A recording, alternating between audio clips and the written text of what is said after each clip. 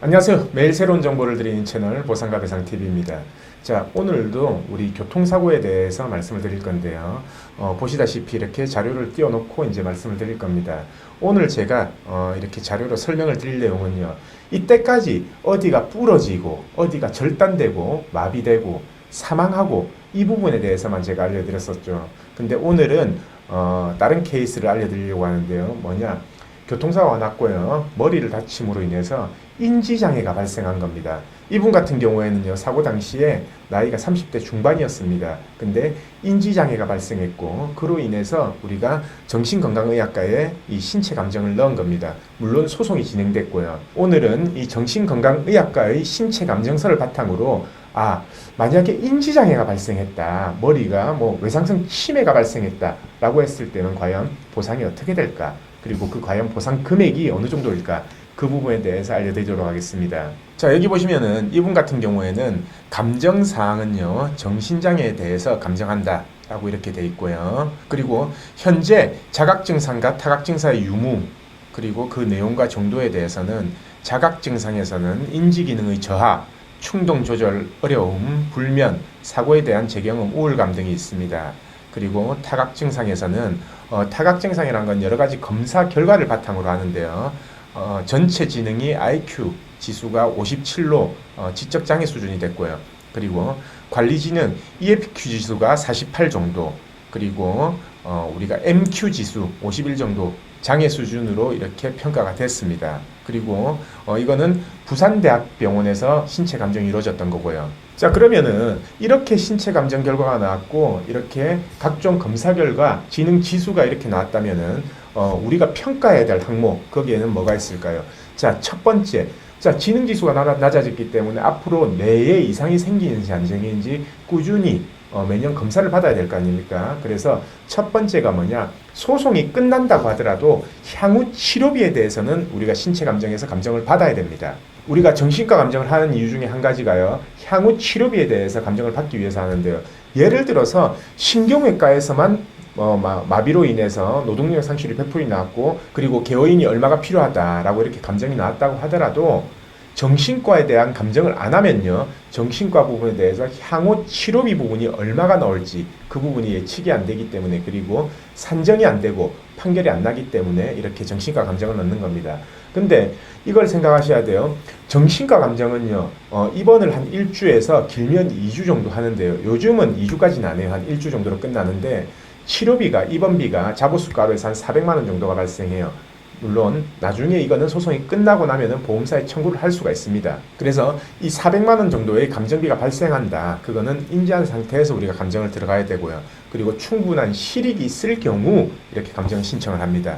자, 이분 같은 경우에 아까 제가 30대 중반이라고 했잖아요. 그러면은 다른 치료비, 다른 과의 치료비 말고 이 정신과, 정신건강의학과의 향후 치료비가 얼마 정도 나왔냐, 여기를 보시면은, 자, 이분 같은 경우에는요, 여기 증상 악화 방지를 위해서 약 4년 정도의 추가 치료가 필요할 것으로 예상된다.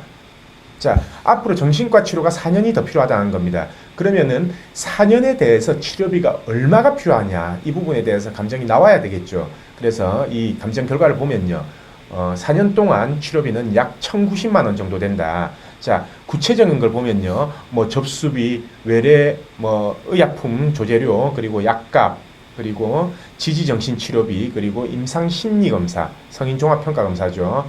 이게 회당 보통 60만 원 정도 하거든요. 그래서 토탈 했을 때 매월 치료비가 48개월 동안 플러스 검사 비용을 했을 때 약 1,090만 원 정도가 나온다 라고 해서 향후 치료비가 판단이 됐습니다. 자, 그러면은 첫 번째 향후 치료비가 판단됐죠. 그러면은 두 번째는 뭐가 판단돼야 되겠습니까?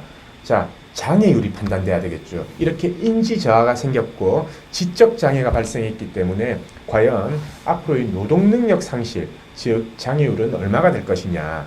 그래서 이 장애율 평가 부분을 보면요, 자, 저희가 이 신체 감정을 할 때 의사한테 요청을 하는 겁니다. 자, 뭐라고 요청을 하냐면요, 노동 능력의 감퇴가 예상되는 경우에는 맥브라이드 평가표에 따라서도 평가를 해주고, 그리고 국가배상법에 따라서 이제 평가를 해달라라고 하면은 의사가 이렇게 답변을 해주시는 거예요. 답변을 하면은 자, 여기 보시면요. 맥브라이드 노동능력 상실 평가표 6판 기준으로 노동능력 상실 100%에 해당한다. 무슨 말이냐? 이렇게 인지저하가 발생이 됐고 지적 능력이 이제 떨어졌기 때문에 앞으로 노동을 100% 못한다라고 이렇게 평가를 한 겁니다. 그리고 당연히 장애율이 나왔기 때문에 우리가 장애가 얼마냐, 한시장애냐, 영구장애냐 이거에 대해서도 물어봐야 되겠죠. 장애가 남게 되는 기간은 의사 답변은 영구적이다 라고 이렇게 감정인의 답변이 나왔습니다. 첫 번째 향후 치료비, 두 번째 노동능력 상실률.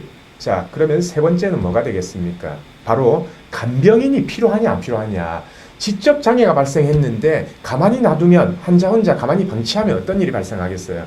타인에게 해를 끼친다든지 아니면 본인 신체에 해를 끼친다든지 자해를 한다든지 아니면 어디 나가서 길을 잃어버린다든지 아니면 무단횡단을 하다가 사고가 난다든지 그럴 가능성이 있기 때문에 계속 간병인이 필요할 거 아닙니까? 밖에 나가도 이렇게 데리고 다녀야 되고 잡고 다녀야 되고 위험한 행동에 빠지지 않게끔 이렇게 계속 개호가 필요한데요.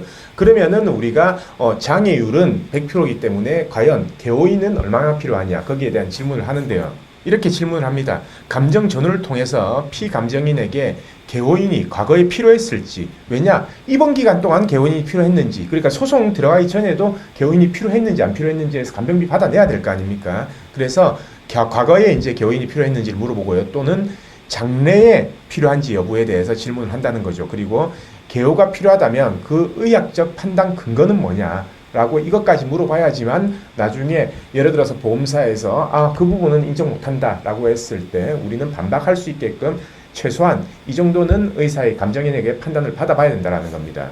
자, 그래서 감정인이 어떻게 판단했냐. 자, 일상생활 기능에서 식사, 화장실 사용, 옷 입기에서 간헐적인 도움이 필요한 정도의 저하가 있다. 그리고 이 피감정인은 수시개호에 해당된다. 자, 수시개호. 항시개호면 24시간의 개호가 필요하다는 거죠. 근데 수시개호면 일반 성인 남녀 1인으로 가능할 것으로 보인다. 그리고 이 개호 기간은 영구적이다 라고 이렇게 판단이 됐습니다. 자, 무슨 말이냐? 보통 그렇게 이제 한 명이 필요하다라고 하면 법원에서는 하루에 보통 우리가 일하는 노동 시간이 8시간이잖아요. 그러면 8시간 기준의 개호가 필요하다라고 이렇게 판단이 되고 일용 근로자 임금 기준으로 판단을 하기 때문에 우리가 일용 근로자 임금이 306만 원 정도가 되죠. 근데 일용 근로자 임금은 22일을 일하는 기준이잖아요. 근데 간병인은 22일이 아니라 매일 주말에도 필요할 거 아닙니까? 그래서 일용 근로자 임금에 8일분을 더 더해서 30일 기준으로 계산한다는 겁니다.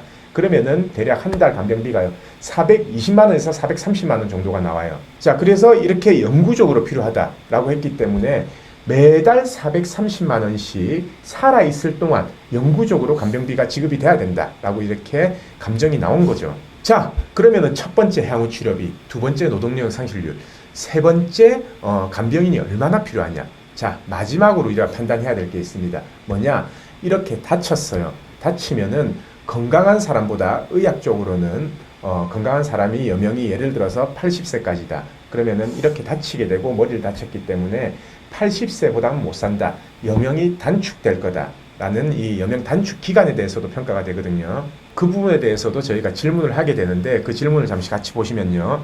위 후유증이 피감정인의 평균 수명에 영향이 있는지 여부, 그리고 있다면 예상되는 여명 단축 기간은 얼마이냐라고 이렇게 물어봤고요. 이 환자 같은 경우에 30세 두부 환자 여명 비율은 일반인의 81.5% 정도다. 만약에 일반인이 앞으로 50년을 더 살 수 있다라고 하면은 40년 정도밖에 못 산다라고 이렇게 결과가 나온 거고요.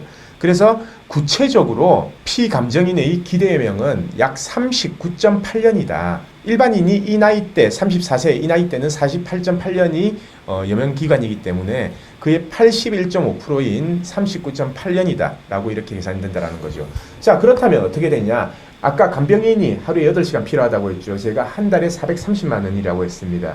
그러면은 그 430만 원이 1년이면 대략 한 5천만 원 정도 되겠죠. 그 5천만 원이 앞으로 39년 동안 필요하다. 약 40년 동안 필요하다.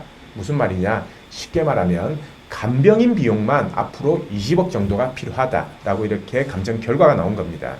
자, 그러면 이 감정인은요, 어떤 근거로 이렇게 평가를 할까요?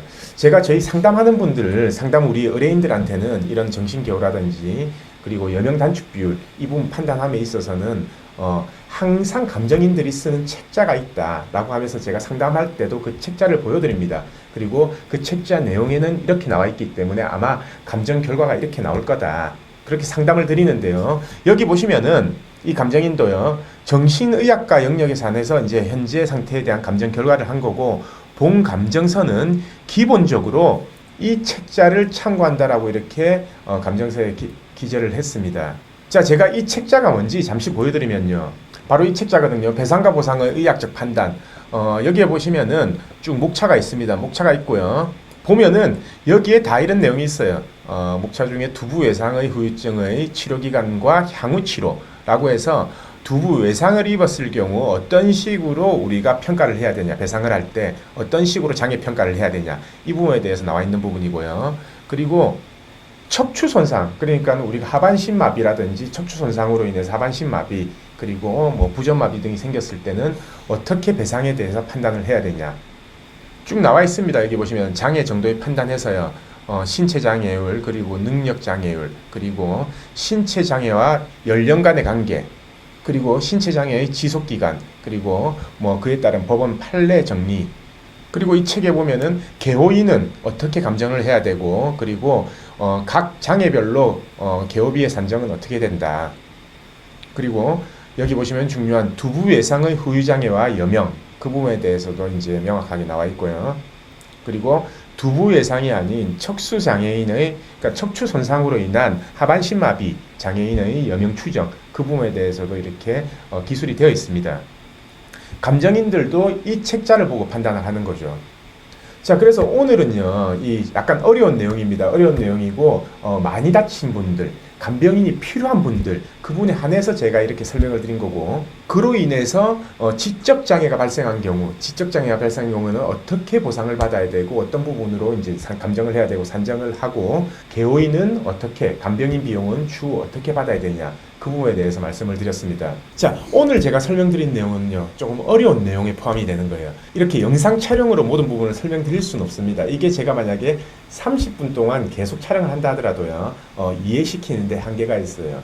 근데 제가 만나서 상담을 하면요, 이것보다는 훨씬 더 자세하게 금액을 하나하나 산정해가면서, 그리고 환자 상태에 따라서 어떻게 감정을 질문을 해야 되냐, 그리고 어떤 감정 결과가 예상될 거다, 그 부분에 대해서는 이렇게 상담드리고 있습니다. 그래서 저 같은 경우에는요, 두부 외상 환자분들, 몸에 마비가 있다든지 아니면 이렇게 지적장애가 발생했다라는 분들은요, 제가 환자를 일일이 다 봐요. 다 보고 대화도 해보고, 그리고 마비가 어느 정도 있는지를 판단을 하고, 그렇게 직접 환자를 보고 나서 이렇게 자세한 설명을 드리고 있습니다.